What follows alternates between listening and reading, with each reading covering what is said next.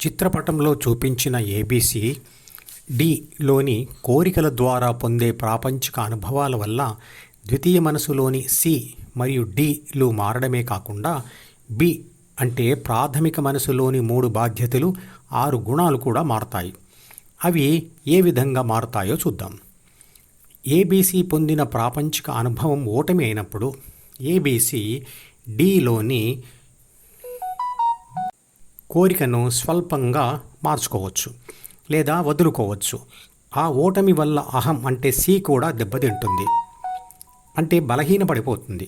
అదే ఓటమి అనుభవం మళ్ళీ మళ్ళీ కలుగుతుంటే బి అంటే ప్రాథమిక మనసులోని ఆ కోరికకు మూలమైన 3 బాధ్యతల మరియు 6 గుణాల సూచనను ఆత్మ మరోసారి చదవకుండా వదిలివేయవచ్చు.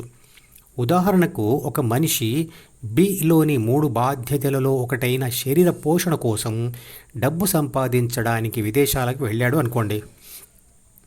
అంటే బిను చదివి నేను డబ్బు సంపాదించాలి అనే కోరికను కోరుతుంది. ఇక్కడ నేను అనే భావన అహం అంటే సి మరియు డబ్బు సంపాదించాలి అనే కోరిక డిలో ఉంటుంది.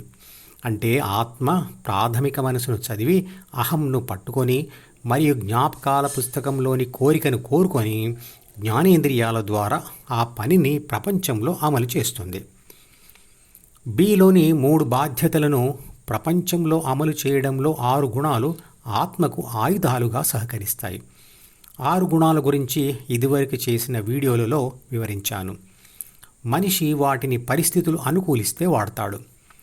విదేశాలకు వెళ్ళిన అతను అక్కడ ఒక ఉద్యోగంలో చేరి అక్కడి ప్రాపంచిక సమాచారం అర్థం చేసుకుంటూ చిత్రపటంలో చూపించిన డిలో రాసుకుంటూ ఉంటాడు. అక్కడి వ్యవస్థలో ఉన్న లోటుపాట్లు తెలిసిన తర్వాత మోసంతో డబ్బు సంపాదించాలి అనే కోరిక డిలో కలిగింది అనుకోండి. అప్పుడు అతను దానిని ఆచరణలో పెడతాడు. అడ్డు వచ్చిన వాళ్ళ మీద 6 గుణాలలో ఒకటైన క్రోధం చూపిస్తాడు. చూపించిన కోపానికి ఓటమి ఎదురై ఉద్యోగం పోతే అతను అయితే మోసం చేయకూడదు అనే సూచనను డిలో రాసుకోవచ్చు మరియు అహం అంటే సి తగ్గించుకోవచ్చు. ఇంకా బిలోని 6 గుణాలలో ఒకటైన క్రోధమును తగ్గించుకోవచ్చు. ఉద్యోగం పోయి తీవ్ర అవమానం కలిగితే బిలోని శరీర పోషణ బాధ్యతను న్యాయంగా జరిపించాలి అనుకోవచ్చు లేదా వైరాగ్యంతో దానిని వదిలి ధ్యాన మార్గం పట్టవచ్చు. అతను ధ్యానం చేస్తే అతని ఆత్మ డిని, సిని మరియు బిలను వదిలి శుద్ధ శక్తి స్వరూపంగా మిగిలిపోవచ్చు. ఇదే ఉదాహరణను మిగతా 2 బాధ్యతల మరియు 5 గుణాల విషయంలో అర్థం చేసుకోవడానికి ఉపయోగించవచ్చు. మొదట 3 బాధ్యతల మరియు 6 గుణాల ప్రోత్సాహంతో చేసిన పని ఫలితం లేదా అనుభవం వల్ల సి మరియు డి పుడతాయి. అప్పుడు ఏబీసీ కలిసి డిను పెంచుతాయి. ఎప్పుడైనా ఓటమి అనుభవం తగిలితే ఆత్మ బిలోని 3 బాధ్యతలు మరియు 6 గుణాలను ఉపయోగించడం మానేస్తుంది, అంటే చదవడం మానేస్తుంది. ఏబీసీ డిలోకి రానిచ్చే ప్రపంచ సమాచారం మరియు ఏబీసీ డిలో రాసే సూచనలను 2 వర్గాలుగా విభజించవచ్చు. 1. మనిషికి చిన్నతనంలో ఏర్పడేది.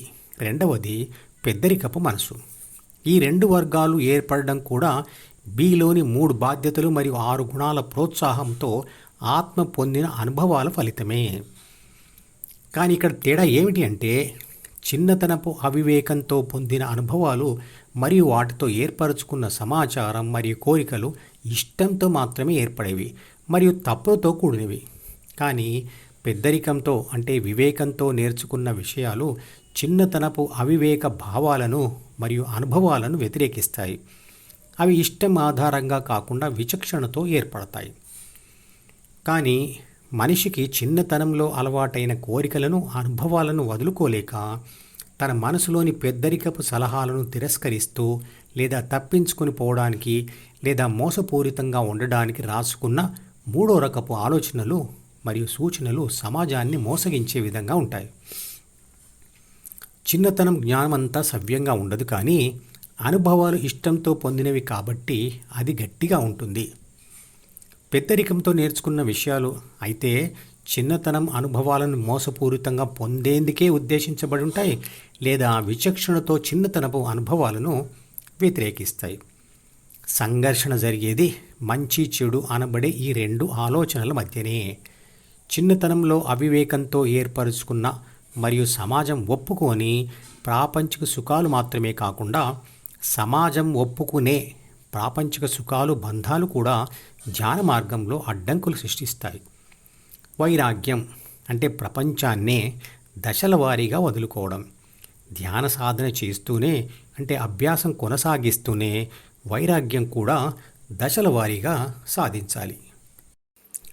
మధుపదం యూట్యూబ్ ఛానల్లోని ప్రతి వీడియోకి ఒక నెంబర్ ఇవ్వబడింది. 1వ నంబర్ వీడియో నుండి మొదలుపెట్టి వరుసగా చివరి వీడియో వరకు చూస్తేనే ఆత్మశాస్త్రం సంపూర్ణంగా అర్థమవుతుంది.